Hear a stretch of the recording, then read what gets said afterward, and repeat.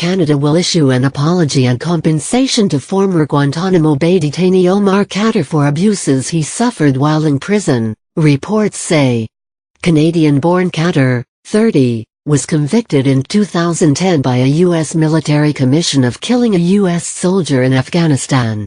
He was captured in 2002 at the age of 15 and spent a decade in the U.S. prison. In 2010, Canada's Supreme Court ruled that he was interrogated under oppressive circumstances. He will reportedly be paid $8 million, £6 million. Khadr's lawyers met with Justice Department attorneys last month to reach the deal, the Toronto Star newspaper reported, quoting unnamed sources.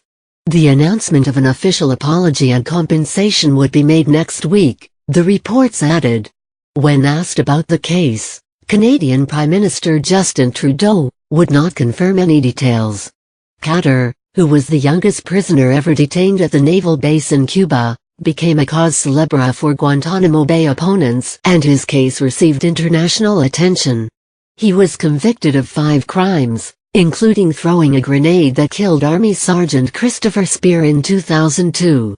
He was shot and captured during the firefight in Afghanistan. Khadr said his confessions to U.S. officials were made under duress. He was repatriated in 2012 after agreeing to a plea deal to leave Guantanamo and serve the majority of his 8-year sentence in Canada. In 2010, Canada's Supreme Court concluded that Canada's conduct in connection with Khadr's case did not conform to the principles of fundamental justice and violated his constitutional rights. The court noted he was subjected to sleep deprivation to make him less resistant to interrogation. In 2015, a judge released Khadr on bail despite a last-minute appeal by the then federal Conservative government to keep him in jail. He said then that he would prove to Canadians that he was a good person. Khadr is the son of an alleged close associate of Osama bin Laden and was drawn into militant circles when he was young. He spent his youth in Canada and Pakistan, where his father had interests. His case has long polarized public opinion in Canada. His defenders describe him as a child soldier, while others argue he was a radicalized fighter at the time of his capture.